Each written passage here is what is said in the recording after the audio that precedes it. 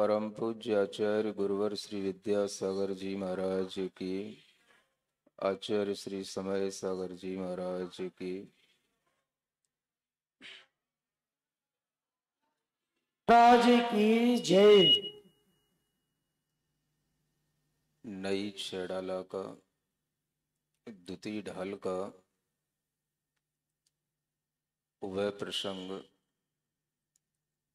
जिसमें आपको सम्यक दर्शन के अंगों के बारे में और उनमें प्रसिद्ध व्यक्तियों के बारे में बताया जा रहा है।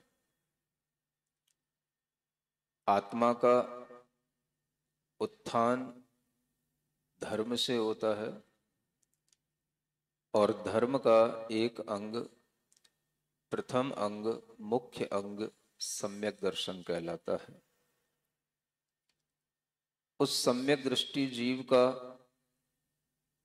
व्यवहारिक स्वरूप समझने के लिए भी आचार्यों ने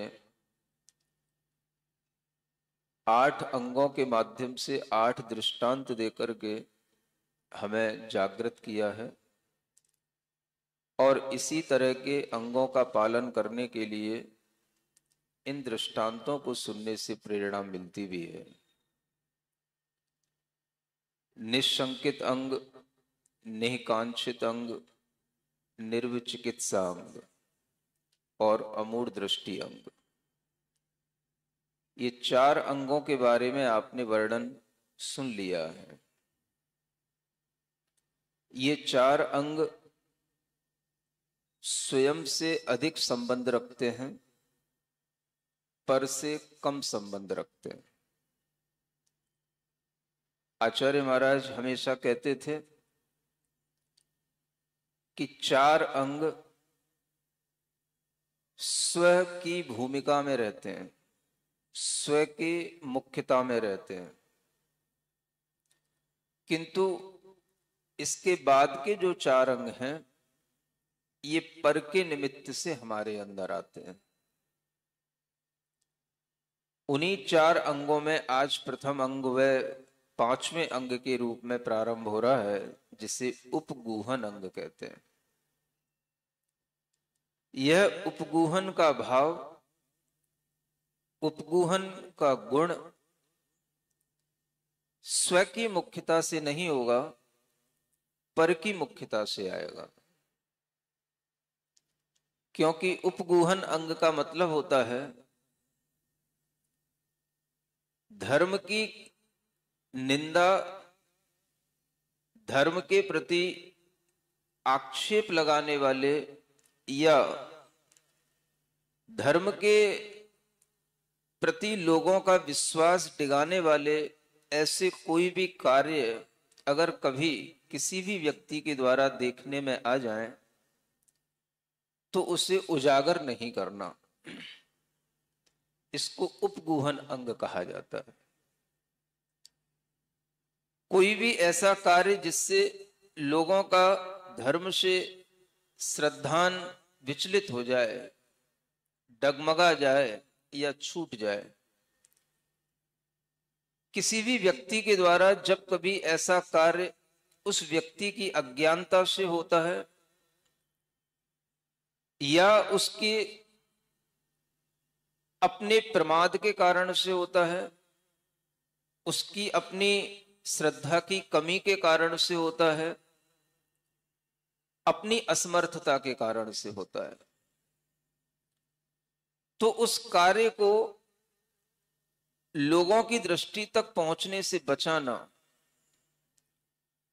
और उसे लोक में प्रकट न होने देना, जिससे कि समीचीन धर्म पर लोग प्रश्न न उठाएं, यह उपगूहन अंग उस सम्यक दृष्टि जीव का कहलाता है। इसलिए आचार्य महाराज कहते थे कि यह अंग दूसरे की मुख्यता से आपके अंदर आएगा। सम्यक दृष्टि जीव स्वयं में कभी इस तरह का कार्य नहीं करेगा, लेकिन अगर उसे कभी कोई ऐसा व्यक्ति ऐसे कार्य करते हुए दिखाई देता है तो उसके निमित्त से अपने अंदर उस सम्यक दर्शन के गुण को बढ़ाने के लिए मार्ग की निंदा न हो, उसको बचाने के लिए उस बात को किसी के लिए कहेगा नहीं, प्रकट नहीं करेगा। ये उसका एक बहुत बड़ा गुण होता है, एक बहुत बड़ी क्वालिटी है उस व्यक्ति की जो वास्तव में अपनी दृष्टि को समीचीन रखता है। और ये क्वालिटी उसके अंदर किसी पक्षपात के कारण से नहीं, उस उद्देश्य के कारण से आती है जिससे कि किसी एक व्यक्ति के कारण से अनेक लोगों के मन में मार्ग के प्रति निंदा का भाव ना आ जाए। क्योंकि मार्ग तो तीर्थंकरों के द्वारा बताया हुआ शुद्ध है।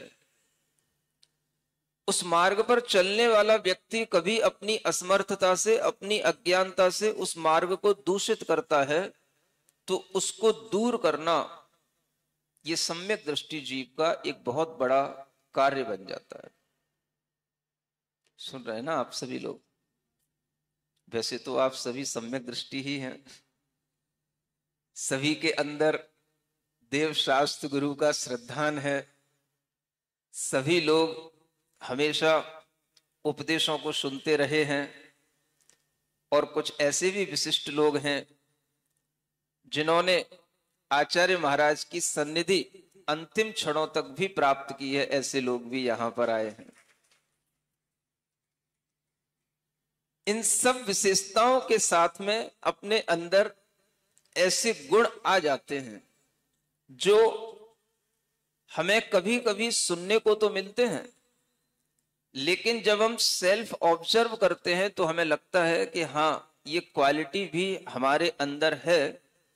और अगर कहीं कोई थोड़ी सी कम दिखाई देती है तो समझदार व्यक्ति सोचता है इस क्वालिटी पर भी हम ध्यान देंगे, क्योंकि यह भी हमारी पर्सनैलिटी को बढ़ाने वाली एक क्वालिटी है। धर्म क्षेत्र में आपका व्यक्तित्व जिस तरह से निखर करके आता है, उस धार्मिक व्यक्ति के लिए, उस सामाजिक व्यक्ति के लिए भी यह क्वालिटी बहुत उपयोगी होती है। इसको उपगुहन गुण कहा गया। कैसे होती है? तो आचार्य समंतभद्र महाराज ने उस उपगुहन अंग में प्रसिद्ध एक व्यक्ति का नाम लिया, उसी को नई छैडाला में लिपिबद्ध किया गया। उपगुहन अंग